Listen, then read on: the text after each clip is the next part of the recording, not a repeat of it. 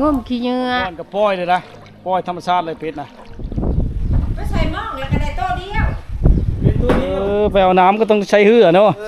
ไปใช้ก็ต้องได้ใช้เหือทุกคนในน้ำท่วม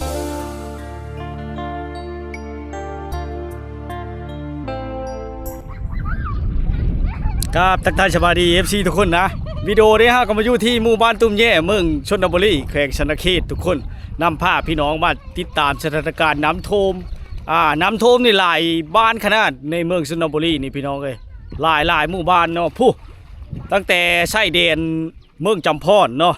ถือว่าเส้นทางเส้นนี้นี่ถึกตัดขาดเลยน้ำท่วมทุกคนเนาะน้ำท่วมแต่บ้านตะเลวไปหาเมืองจำพรนี่ท่วมเลยทางนี่เนาะถือว่าตัดขาดการชันจรโดยรถต้องโดยเหือเนาะได้อันนี้เป็นบ้านตุ้มแย่เนาะบ้านดงบูนบ้านหน้าหนองพำตั้งหัวหลวงบ้านตุ้มแย่บ้านนู่นคู่พี่น้องฮารุขึ้นไปฮอดผู้แหละบ้านกองยากในแห้งนักบ้านกองปทุมวันเนี่ยทุกคนเดี๋ยวตอนแรกเขาไปเบิ้งเนาะได้น้ำแต่ชนบ้านเข้าไปเนาะแล้วก็เด็กน้อยเขาเจ้าก็มาอาบน้ำผู้นำนาประทางด้วยพ่อแม่เขาเจ้านะมาอาบน้ำในกลางทางเลยทุกคนเพราะว่าน้ำขึ้นเนาะน้ำขึ้นทุกคนชาวบ้านก็จะมาตึกจะลุงนี่จักได้บ่ได้เดี๋ยวเขาไปเบิ้งกันเนาะเฮ้ยเลิศได้บ่หากมาตึกบ่นี่น้ำท่วมมาแล้วนะเนาะบ่พอได้กินข้าวหรอกปีนี้เยอะหานมาเฮ็ดข้าวปูกับมิมี่โอ้ยมันล่ำเลยพวกมะได้ปลาเต้ทุ่งเนาะแม่พวกมะปลาเต้ทุ่งทุกคนหากระพุ่มมาเจ้าอยู่บ้านตุ้มแย่นี่บ่โนนคู่ผู้โอ้บ้านที่คอยพุ่นนะหากระมาพุ่นทั้งนั้นก็ทึกเนาะว่างนี้คือชิบทึกบ่เลิกเขาจะมาทึกหลายนี่เนาะฮะว่านี่ทึกขนาดโอ้มีคนแก่เมื่อพอแล้วเนาะว่านี่เนาะโมนขนาดโอ้นี่แหละสถานการณ์น้ำท่วมคลองวันที่23เด้อทุกคนเด้อเดือน8ปี2026เนาะสดๆร้อนๆนี่น้ำท่วมนี่กลายเป็นทะเลประเทศลาวแล้วทุกคนเลยเมืองชลบุรีนี่เนาะถือว่านักน้ำท่วมปีนี้เขานี่เชียเอ็ดข้าวปูกับบ่มีเนาะน้ำท่วมนี่เพราะว่าเมืองวิลาบุรีเมืองเซปูนเมืองพีนเมืองทางเหนือนะมันลงแต่3-4 มื้อแล้วแต่ทางนี้นะเริ่มขึ้นเต็กๆทุกคนจะแตกต่างเดียวเนาะแล้วก็ขึ้นแล้วก็จะน่าลงได้คิดดีนะเพราะว่าน้ำแม่น้ำคลองแม่น้ำเชี่บางเฮียงแม่น้ำเชี่จำพรเชี่จำซ้อยเนาะมันยูขึ้นมานะทุกคนนะเนาะเฮ็ดให้น้ำมันไหลประทันแล้วก็มันขึ้นมาเนาะอันนี้ปรากฏการณ์จากน้ำท่วมเนาะจากธรรมชาติทุกคนเลยโมเมนต์เคลื่อนที่นี่จังน้ำท่วมเนาะฝนตกหลายเนื่องจากฝนตกหลายมันกระท่วมเฮ็ดเธอยุ่งยากในการสัญจรเนาะคนจะไปเมืองให้มาได้ก็จะยะไปเมืองกันเนาะเพราะว่ามันบ่ฮอดพี่น้องมันตัดขาดแล้วเส้นทางนี่เนาะไปฮอดแต่ชายแดนเมืองจำพรทุกคนโอ้ลาก3ทุกคนเลยแล่นฮอดสวรรค์บ่นี่นะบ่ฮอดทุกคนเลยเนาะน้ำท่วมนี่ทุกชิงทุกอย่างก็เดินฮอนทุกคนเนาะชาวบ้านก็เจ้าก็เอาโง่เอาสัตว์เลี้ยงเอาควายเนาะขึ้นมาผู้เลิศบ่มีดอนเลี้ยงเนาะก็เอามาปะในเดินวัดทุกคนเนาะวัดบุห่านอุดรสามัคคีธรรมทุกคนเนาะโอ้เธองัวลายโตขนาดทุกคนเลยบอลที่บ่มีว่างที่บ่มีบอลเลี้ยงนี่เนาะเต็มเลยทุกคนเลยโอ้เขาเดินวัดน้ำนะทุกคนเลยมาบอยู่เนาะน้ำท่วมนักได้ปีนี้กันแต่ยังบ่ซ้ำปี2019พี่น้องปีนี้ก็เกือบซ้ำปี2019เลยเนาะปี2019นักกว่านี้อีกแถวบ้านตุ้มแย่บ้านโนนคู่บ้านหน้าหนองพามหน้าหัวหลวงบ้านดงบูดเนาะบ้านประชิดลำเพี้ยนบ้านกองยากกองปทุมวันโอ้ยลายหมู่บ้านนับตั้งแต่ผู้บ้านเมืองช้างเชียงห่มเนาะโทมดทุกคนเลยเมืองชนนี่หลายบ้านที่เฮาไปบ่ได้ก็น้ำโทมเนาะชั้นเลี้ยงยำยาบอยู่ทุกคนเลยเขาเจ้ามาพุแบบคืนอยู่ในแรงนะ แล้วก็เอาเพิ่งปลาไว้ให้พ่อมันประทังชีวิตไปเนาะแล้วก็รถไถนานะทุกคนเลยบางบ้านเขาเจ้าขึ้นมาจอดไว้เดินวัดพี่นะผมอยู่ในพี่น้องแล้วก็มาปลาไปเดินโรงเรียนได้นี่พี่น้องเนาะแล้วก็บางจำนวนบางครอบครัวที่ถูกผลกระทบจากน้ำท่วมหนักเขาเจ้าก็เอาอพยพมาอยู่โรงเรียนนี้นะทุกคนนะ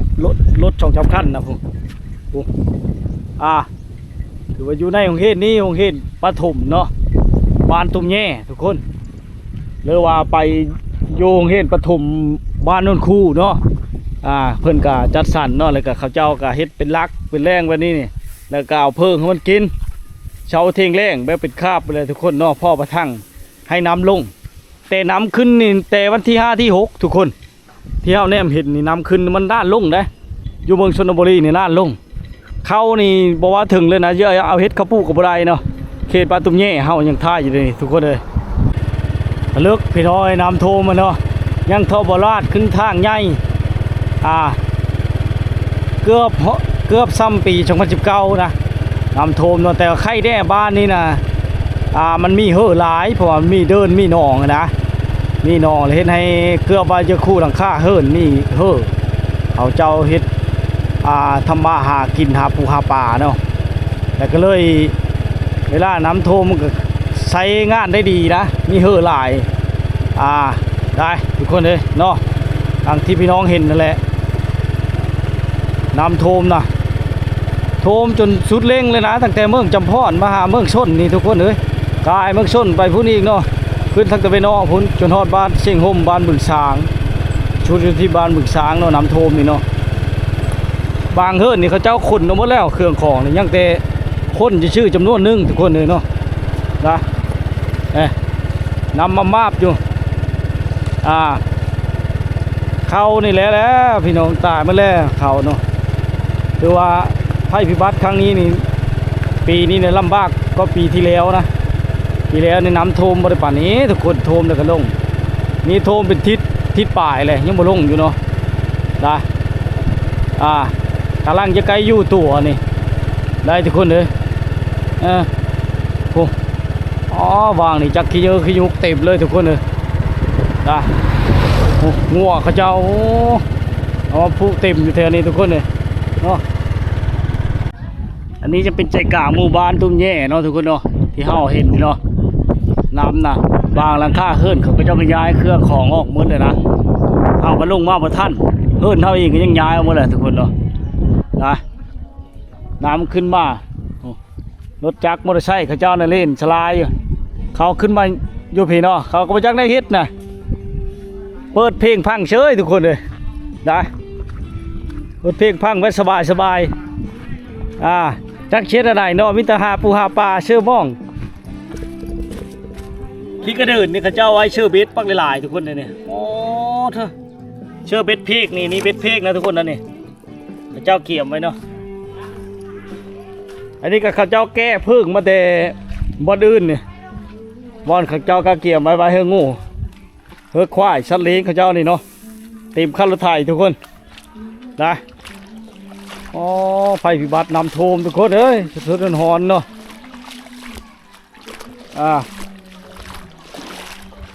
ถือว่าวิกฤตอย่างหนักแล้วเมืองชลบุรีนี่ลายหลังคาเฮิรนที่นะครับผลกระทบ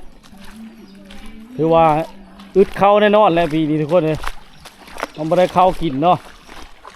อึดเข้าแน่นอนแล้วล่ำเฮิรนี่ก็ว่าจะมีคู่หลังคาเฮิรนทุกคนอันนี้ให้ยาอยู่นี่ยาแล้วไม่ไหมทุกคนเลยโอ้เห็นแล้วเนาะน้ำท่วมหนักแล้วปีนี้เล้าเขากระเจ้าก็ขึ้นสินย้ายเอาหมดเลยนะ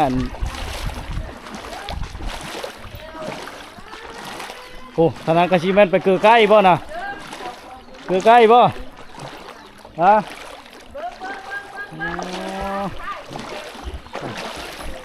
เลือกพี่น้อยเนาะมากับประจักษ์บนยู่นี่เนาะมายู่เฮ่อเลย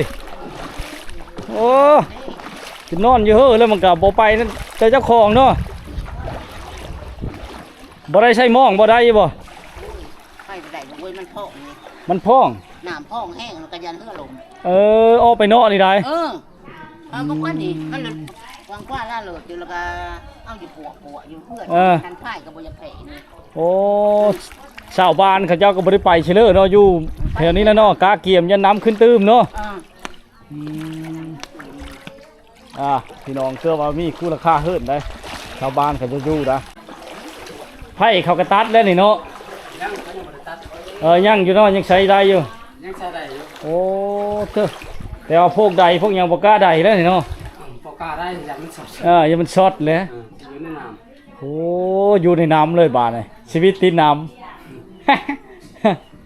โอ้ลำบากขนาดเนาะเข้าหน้ากระต่ายมดจักชิดอะไรบาดขึ้นไปไว้อยู่ทึ่งโอ้เข้าอะไรนี่กันเนาะเข้าป้านไว้ชื่อฉันบ่อยู่นี่ล่ะโอ้ผู้จุฬาเล่นกระเป๋าอยู่ทุกคนเลย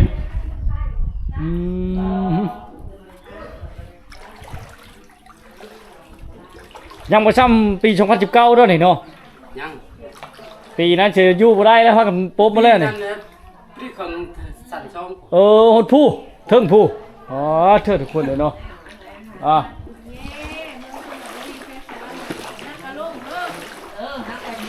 เลิกนำไปช่างกระดอนี่นะไปยังเฮ็ดกินข้านี้เลยโอ้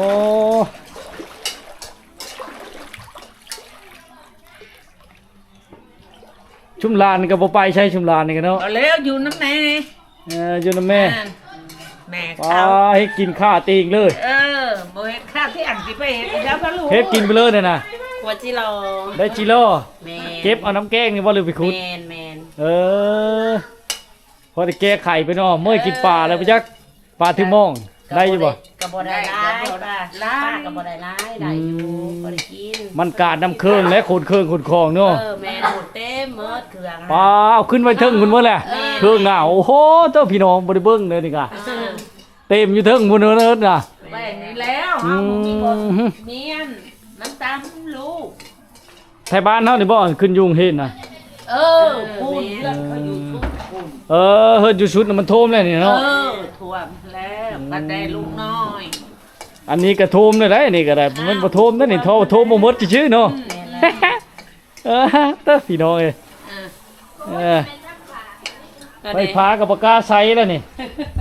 ใส่อยู่ก็จะอันนั้นออกทางในยานเนาะยานนั้นเฉิดนั้นแฉกนี่นะปานไว้พี่น้องเอาไปซ่อปานไว้เนาะขี้ดินนะปานไว้กับฉันเข้าเต็มหมดทางในนะอยู่ในเรือนโอ้พี่น้อยเนาะ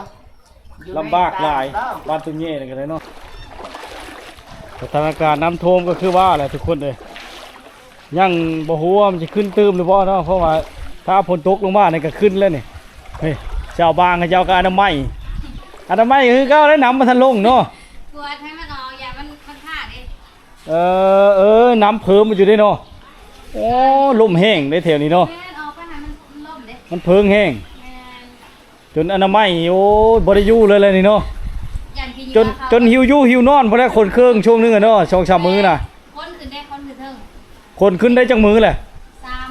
3-4 มื้อเลยโอ้น้ำขึ้นนี่4-5 มื้อเลยน่ะอันคืนอะไรนี่มัน3 มื้อการว่าท่งหน้าได้รับเป็น10เลยเนาะมันสิท่วม2เดือนที่1ยังบ่ทันได้บุกแล้วก็เดือนที่2มาอีกบ่ได้ท่วมบาดท่วมต่ออีกโอ้พอดี10 ป่ามือทุกคน12 13 มื้อเนาะแม่ถือว่าข้าวนี่จะเฮ็ดกระปุกกับไรโอ้ยหนักพี่น้องเอ้ยจักสิไปหาเอาเงินมาสิได้แล้วซื้อข้าวเนาะหน้าสุกแล้วให้แน่ผู้ใดมีจะลุงกระตึกจะลุงในหน้าบ้านก็ได้ทุกคนป่ามันเข้ามาเลยแถวนี้ใส่หม้อแค่หน่อก็จะใส่หม้อเด้พอได้กินเนาะพอได้กินโอ้ฮะยังอันนั้นพี่น้องมาดองเหือนึงไปเหือนึงนะทุกคนนะโอ้นี่ในสภาพสถานการณ์น้ำท่วมยังไข่ว่ามีล่ำเหือเนี่ยเกือบว่าคู่หลังคาเหือเนาะก็เฮ็ดเธอพระเจ้ากับแก้ไขไปได้นะออกไปทางโน้นี่กระยานทุกคนในครอบเครียดบ้านหนุ่มบูนมานี่มันมีแพหรือจระเข้นะได้บ่บ่น้าไปได้เนาะ ฮะปลาไปคณะไปเชฟชื่อก็ได้เลยโอ้ปลาโกดปลากระเงี้ยงเยอะนี่เนาะโอ้ขี้กระเดินโบอึดย่ำนี่เนาะย่ำน้ำโทมนี่นะแต่ว่าที่ห้าวพี่เดินโหนนะ กลางบ้านได้นี่พี่น้อง อยู่ในกลางบ้านไปเฮือเลาะได้เฉยอนามัยคือเก้าแล้วนะสาวอนามัยเนี่ยมันไหลเข้ามาอยู่พี่น้องเลยฮะเดี๋ยวเราเลาะไปต่ออีกทุกคนเลย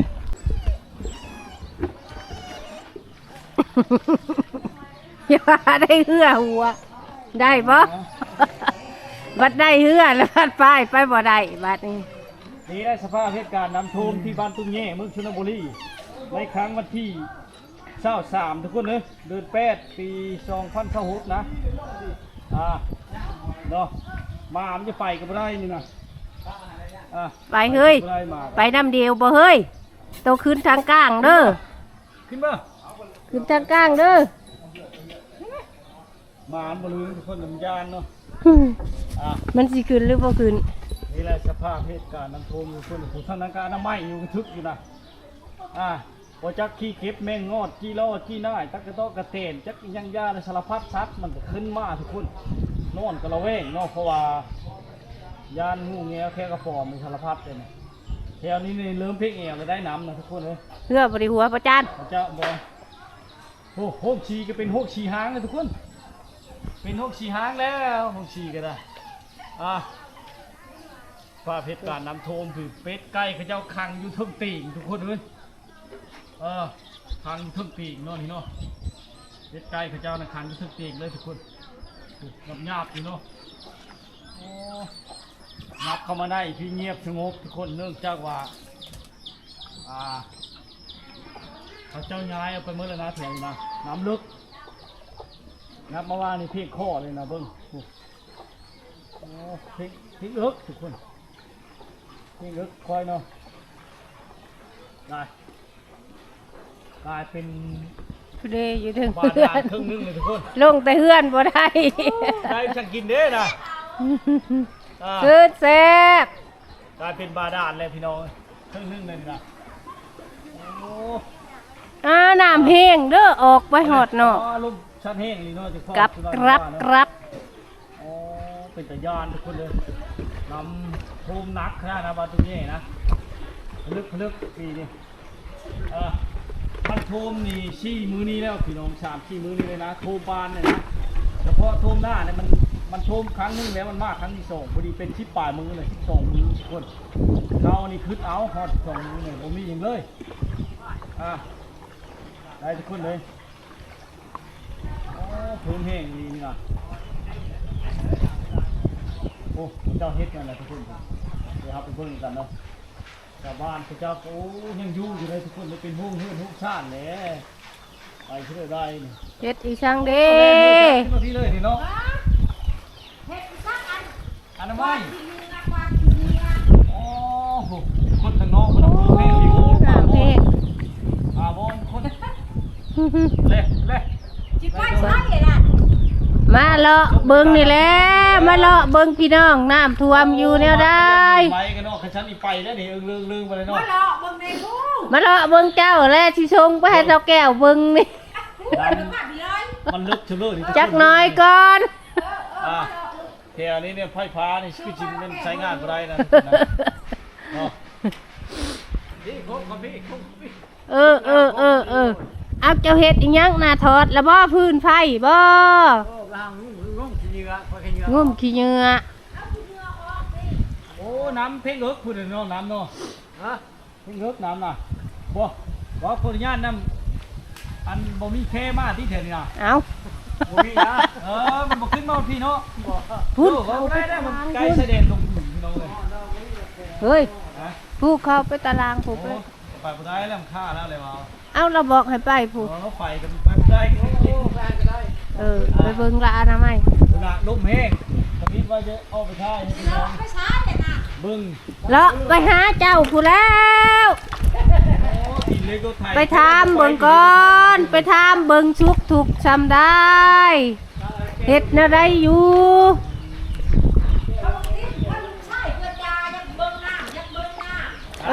คลิปนี้รอดมือลุ่มเลย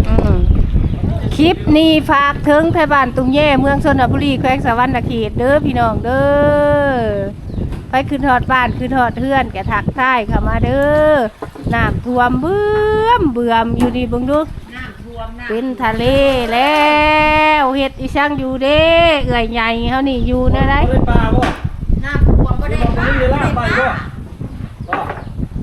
มาเลยว่าบ่มีเวลาไปหาปลาบ่นี่น่ะโอ้วุ่นวายตั้งแต่เฮิงเลยเนาะ คนว่าจะได้ดีแหละ อยู่ในตารางเพื่อน กินอยู่จังได๋ฉนับทูแบบนี้น่ะกินอยู่จังได๋นำทูนี่ พอลูกไปอันนั้นไปใส่หม้องแล้วก็ได้โตเดียว เป็นตัวเดียวมันบ่ถือบ่ มันบ่ถือมันบ่มีบ้าง นี่แหละพี่น้องบ้านตุ้งแย่นำโทมเลยคนเด้อนักโทมนักบางคนก็จงไว้ได้คนสองคนเนาะเผาเฮิรนนั่นก็นั่นคือไปอยู่กรุงเทพนำบ่ บ่แล้วไปอยู่วงเวียนได้ปีนึงอ่ะ บ่ได้ไปอยู่ไสซะ อยู่นะเพื่อน จำนี้ยังอยู่ในเฮือนเนาะจำนี้ เพื่อนไฟสั่นมา ดอกจำขึ้นชับปี2019เลยจะเป็น แค่ปีนะหันนี้เยอะบ่ได้อยู่ท่องเพื่อนเพียงนี้ โอ้ อยู่ท่อง ปี2019ได้ยังบ่รักสุดบ่ได้ปีเนาะ ปีนี้บ่ได้นักบ่ได้สำนี้ คือว่าย้ายแต่รถแต่ล่างไปกับคือมาอยู่บ้านนอกนี่เต็มไปถึงหมดเลยนี่ อยู่บนนอกกันขันบ่หกเด็กจนบ่มีทางเข้า กินอยู่ก็ใส่เสื้อหม้อกินป่าได้ทุกคนน้ำท่วมนี่เนาะชาวบ้านเจ้าเพราะว่ามันจักสิหากินอย่างการน้ำเครื่องการน้ำเครื่องอยู่ในเฮือนชาติแน่นอนเป็นห่วงเครื่องของเธอไปบ่ได้ทุกคนเอ้ย อยู่อำเภอพ่อเพื่อนชาติ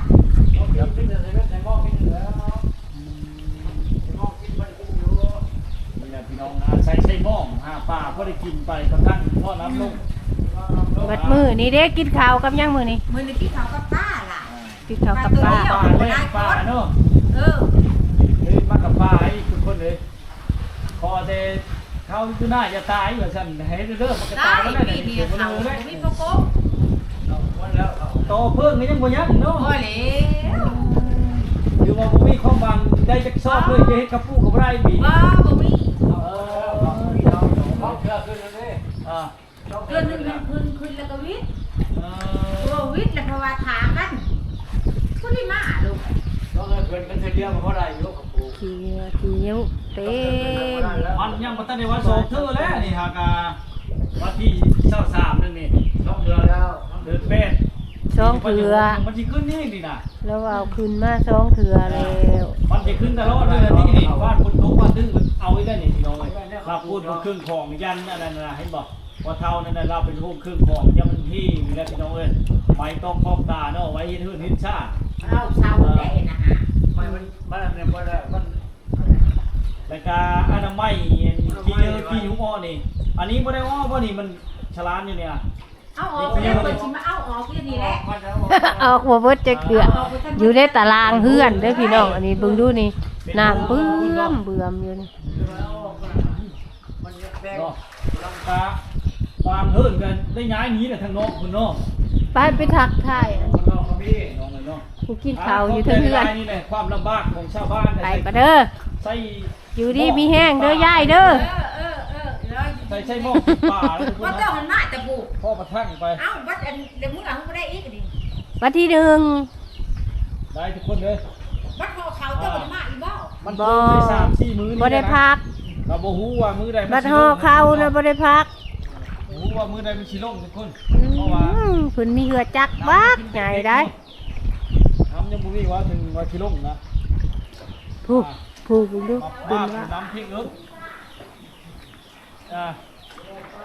นี่แหละภาพบรรยากาศในน้ำโพบ้านทุ่งเย่ทุกคนสุดๆมันฮ้อนเนาะเฮามาถ่ายมื้อนี้มื้ออื่นได้เบิ่งแน่นอนที่เอาลงน้ำกับประทานทุกคนเลย การสถานการณ์นี่น่าเป็นห่วงและชาวบ้านตรงนี้นี่ก็วิกฤตหนักปีนี้ลักก็คือเข้านี่แหละพี่น้องมันตายไปเลยเนาะสิกินหยังยกยำแรงนี่จักทีไปพึ่งผู้ใดแล้วอาศัยลูกหลานไปไทยกันอาศัยไปพึ่งกับประทุ่งประท่านคือว่าอะไรทุกคนเนี่ยเฮ็ดให้ยุ่งยากหลายอันหลายเหนี่ยวหลายมองหลายโบนนะทุกคนเนาะได้ ไปบ่ อ่ะ คือทักทาย ตรงนั้นก็นี่ก็ได้พี่น้อยนี่แหละสถานการณ์น้ำท่วมที่บ้านตุงเย่เนาะ ค คือว่าวิกฤตหนักพอสมควรได้ปีนี้ก็ปุ๊บขนาดเขาพี่น้องเขาเชี่ยวพี่น้องได้ยินแต่เสียงเนาะขอยืมเพื่อเขาเจ้าคุณมาถ่ายทำมาเบิ่งสภาพน้ำท่วมเนาะเนี่ยเชี่ยวอยู่ทุกคนเลย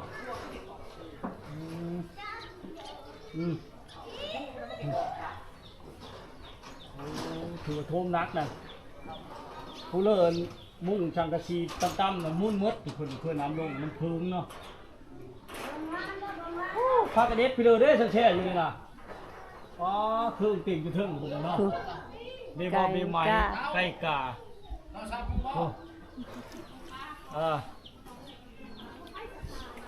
ไข่แต่ข้าวเจ้ายังบ่ทันตัดไฟทุกคนเลยข้าวเจ้าตัดไฟโอ้ลำบากเนาะนี่แหละโอ้โทมครึ่งบ้านทุกคนเลยเกือบหมดบ้านโอ้ระแวงเด้นี่นะ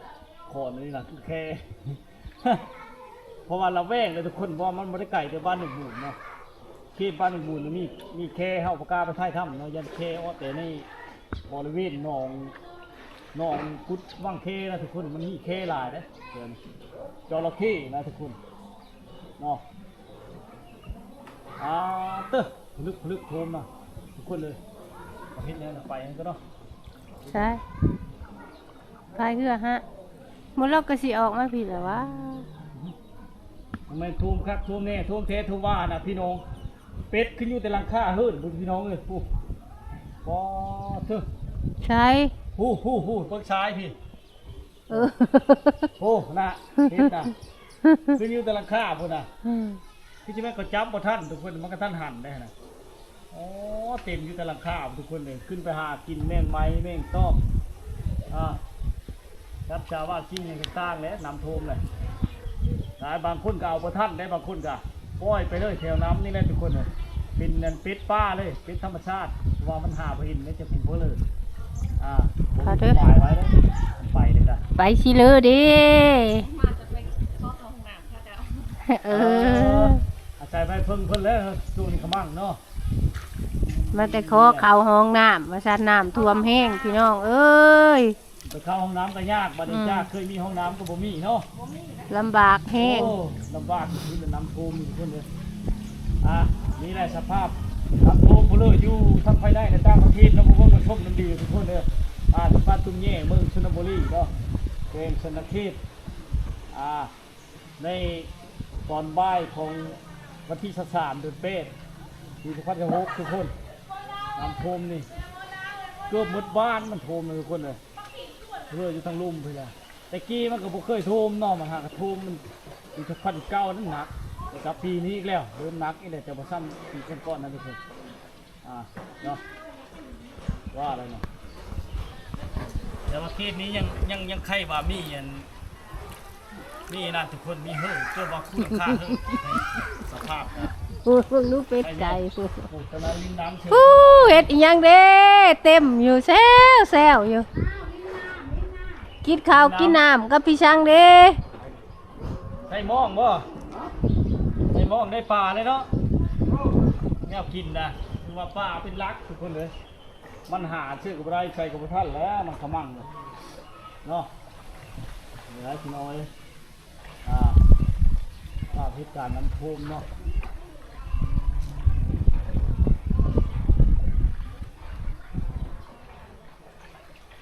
นี่คือว่า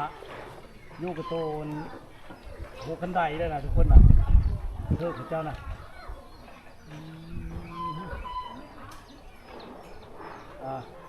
เตียงอีกอย่างก็ได้พุไว้หมดนะปุ๊บแล้วอยู่ในน้ำเลยสบายดีป๊าตู้มียังอะไรนะตาโกโก้ช่วยบ่ถิงนะย้ำมันไปบ่มัดไว้เอาโกโก้ช่วยทุกคนให้มันพูเนาะสลัดไก่ก็ได้โอ้ยเยอะเลยนะบ่มีชิดได้กินจังเลยเนาะไก่ก็ตาก็กล้วยแล้วมาเห็ดแพะลงเลื่อนก็บ่ได้ไปทางยาบ่ได้เข้าห้องน้ำนะผู้ไปขึ้นเนื้อผ้าขึ้นเนื้อหมดแล้วพอ เพิ่งผ้าใส่พี่น้องชาวบ้านนี่นะเนาะ ผมข้าใส่ข้าบ้านแล้ว พี่น้องชาวบ้านตุ้มเย่ลำบากในช่วงนี้นะน้ำท่วมเนาะ หน้าพันนาทวน 3-4 มื้อนี้แหละ โอ้ย ขึ้นในบ้านนะ และ4 มื้อแล้วทางคืน กระเพาะทุ่งหน้าเนี่ยบอกว่าถึงเนาะให้คลิก โอ้ ทุ่งหน้าย เข้าตาไปเลย ถึงแล้ว หน้ารอดตารางเบื่อม คือจิลายราคาเต็มเนาะจะมาฮอดว่า50 แล้ นี่ วก็สุดแล้ว ยังกว่าอี50ราคาเลยนักเลยทุกคนเลย ๆไก่เนี่ยมันลงน้ำบ่ได้เนาะคือเป็ดใช่แน่ บ่จังได้แก้ไขเนาะไฟธรรมชาติน้ำท่วมลูกสาวไปเฮ็ดงานอยู่ไทย ลูกสาวเห็นงานอยู่ไทย ไปเฮ็ดคนว่าถึงเงินค่าบัตรนี่บ่โอ้ยเพิ่นสิได้ไปเนาะมันง่าย สิได้ไป งานนี้จะสิได้หรือบ่ทุกคน โอ้ยก็สิได้เงินละครับได้ มีแต่แนวยากๆมีสภาพน้ำท่วมมันทุกคนเลยจนมัดเพื่อไว้ใช้กระตุ้นเอาหูขันไดไว้นะไปท่านไปนี่ก็ได้ใช้ด้วยเหือใช้ด้วยเหือไปเลยทุกคนอาหารก็คือว่าเลยเนาะซื้อหม้อพ่อปันเท่าไปแล้วเนาะ พอมาเท่าไปนี่แล้ว ขอบใจเด้อ แบบพี่น้องเลยเนาะ ผู้พายเรือนี่ก็ สภาพโอ้ยนักหลาย บ้านตุ้มแย่บ้านตุ้มแย่ครั้งที่2ห้องจากปี2020ปีนี้เป็นปีที่6ปี2026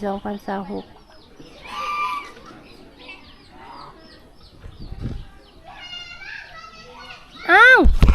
อุ้ยแม่งอันนี้มาจับอยู่ในหนาคอง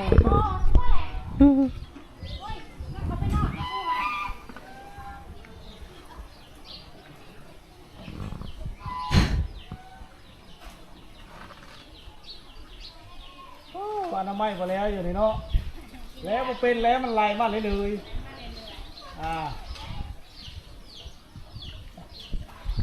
เวทเพชรเลอร์เนาะยำมันลายโทษจำเป็นแล้ว หอดทาเหือแล้วหอดบนชงเหือพุ่นเลยยางไปแล้วปะเนี่ยคือลึกกว่าเก่าปะตอนเข้ามาคือบ่ลึก แล้วแม่มันแนะนำขึ้นตลอด นั่นแหละเจ้าพี่ชงคอยก้อนจังกลับมาชงเหือ ลง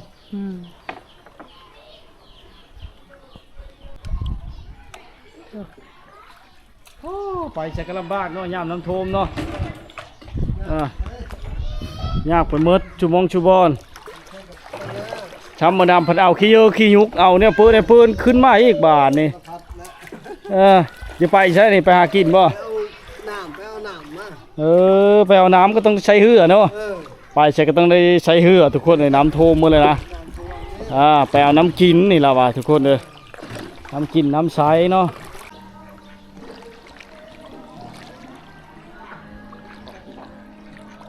เป็ดลอยลิ้นเซลทุกคนเลยน้ำท่วมกันเลยเนาะบางบอนกับป้อยเลยนะป้อยธรรมชาติเลยเป็ดนะโอ้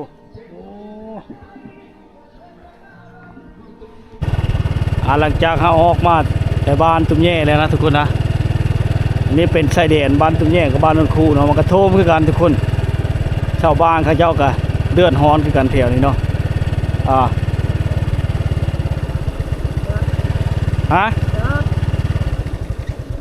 ยอดสิทายเอาได้ตึกสะดุ้งนี่ป้า ได้วะคลองบักใหญ่วันนี้บ่ทึกวะ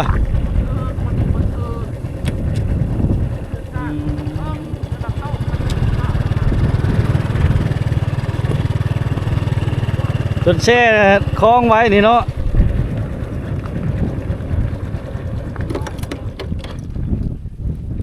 กะมาบ่นี่นะ มาแต่วาง9 โมง โอ้จนเอามือชงเลย บ่นะ บ่ ทางมันบ่ถือ มื้อนี้บ่ทึกโอ้เป็นเลิศเนาะโอ้ป่านิ่นก็ได้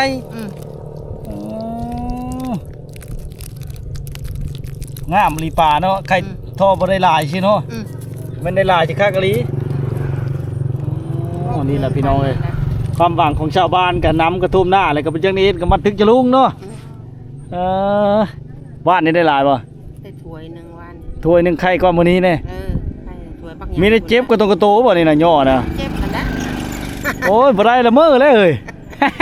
ยังว่าท่าน จักเช็ดได้เลยเนาะเจอมากเนาะ นี่ทางนี้ก็โทมกันบ้านนนคู่นี่ก็ทุกคนเนาะบ้านนนคู่นี่ก็โทมกันเนี่ยพระเจ้าย้ายเอาแล้วนี่ยังแต่เฮิรนทุกคนเลยแต่ว่าห้องน้ำยังใช้บ่ได้เนาะน้ำท่วมตั้งแต่เมืองจำพรผุนมานะ30 ปลายกิโลนี่ท่วมมาเลยทุกคนเนาะชาวบ้านก็จะก็มาถึกฉลุงยังไงฉลุงกันดีหลายคนแท้นะบ่ เอา ว่ามาเสีย มานั่งหลุด ได้หลายบ่เนี่ยโอ้ได้หลายเด้อเนาะ หักกะมา พอแล้วมีแต่ผู้ชายทั้งหมดตึกนะโอ้ปลากระโบะปลาหูเข่งเนาะมาหมดน้ำบ่นี่นะเราไปโทษที่จะนำความลงนี่นะอะไร แป้งไหม แพงไหมตกใช่ได้เขาเห็นอันนั้นบ่โอ้ปอหลายคนมาถึงกับมู่กันทั้งหมดบ่น่ะ แมน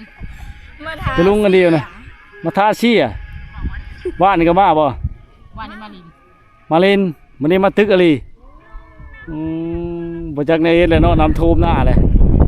ก็มานั่งเบิ่งน้ำท่วมทุกคนเนี่ยโอ้เขาเชื่องูนะฮะรถน่ะเชื่อในกระตูเดินทุกคนเนี่ยบ่ต้องหากินไก่ปลามาหาแล้วบาดนี่เพิ่มันดองเข้าข้ากระทังแล้วมันน้ำลงเนี่ยบ่แม่นอื่นมันออกบ่ได้ทุกคนเลย นี่ก็จะเป็นบริเวณหนองชิมบ้านโน่นคู่เมืองชลบุรีเนาะทุกคนเนาะมันชิล้ำชิไหลเข้าเลยง่วงเขาเจ้าก็มาขังไว้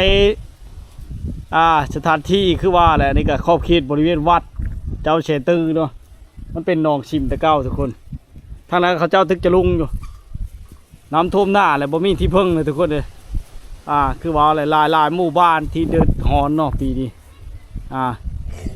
เฮ็ดให้อึดข้าวอึดน้ำแล้วปีชิมาเลยทุกคนเลยเดี๋ยวนี้ก็บางคนก็อึดเลยนะมันไม่มีความหวังอีกเนาะงัวมันก็หิวนี่นะเล่นมาเช่ๆทุกคนเข้ามานี่เนาะคิดว่าเจ้าของมันนะมันหิวหญ้าหิวยุกแล้วน้ำขึ้นหลายมือเลยทุกคนเลยเนาะนี่แหละคือสภาพน้ำท่วมเขตเมืองชลบุรีเนาะที่บ้านต้นคู่เมืองชลบุรีเขตชนเขตเนาะเฮากันเดือดร้อนย่างนักเพราะว่าได้ยินข่าวน้ำขึ้นทุกคนเฮากันเดินทางมาแต่เมืองวิลาบุรีผ่าน4-5ตัวเมืองมดมือก่อนน่ะเนาะมื้อนี้ก็มาเบิ่งสภาพน้ำท่วมมันก็ยังขึ้นอยู่เพราะว่ามีปีหนึงปี2020เนาะมันขึ้นนักท่วมนักเฮิ่นบาวงอีกกันเนาะก็เลยมากะหากระท่วมเฮิ่นเขาเจ้านี่เขาเจ้าย้ายเอาหมดแล้วเฮิ่นหลังนี้ก็ทุกคนเนาะเขาเจ้าย้ายเอาหมดแล้วนะแถวนี้ย้ายเอาหมดแล้วทุกคนเลยยังแต่เฮิ่นเป้าเนาะพุ่งหลังนั้นกะ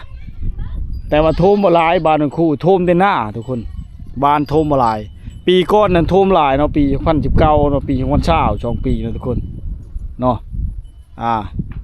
แล้วมันขึ้นลื่นขึ้นมาเพราะว่าเนื่องจากว่าฟ้าฝนโยนท่ากดการภัยน้ำท่วมจากธรรมชาติเนาะเกิดอัคคีภัยทุกคนเขาเจ้ากันย้ายชัดเลี้ยงยังขึ้นมาเฮาก็บ่ได้อัปเดตเพราะว่าเฮาบ่ได้อยู่บ้านเนาะนะทุกคนเลยเนาะเห็นแล้วเขากำลังงามนี่น้ำมันอึ้งขึ้นมาหมดเลยแถวนี้นะทุกคนแต่ตอนนี้มันยังไกลอยู่ทุกคนมันโน่นสูงเนาะนะพอมาขึ้นทวีตจิโร่จีน่าบ่เว้าเลยสัตว์ทุกชนิดโหเฮิร์นเฮายังประมาณ35 เมตรทุกคนเฮิร์นเฮาอยู่พุ่นเฮิร์นหากะกอเนาะบ่ทันได้โบกจำทุกคนเลยว่าถึงทื่นฮ้อนเลยเนาะเฮ็ดให้พ่อประทังอยู่ไปแล้วก็ลบกับหัวเฮิร์นบ่าวงเองก็ได้ตกแรงต้องได้มางเนาะมีทึนบ่มีทึนกับพี่น้อยลบหัวเนาะคือว่าละยืมมืออยู่โหทางนั้นก็ชาวบ้านเขาเจ้ากำลังเอาเพิ่งเอายังให้งัวทุกคนเลยมันบ่มีบ่อนเลงเนาะลำบากชุดแหละได้ต่อจากบ้านนั่นตุ้มแย่มากนะทุกคนนะ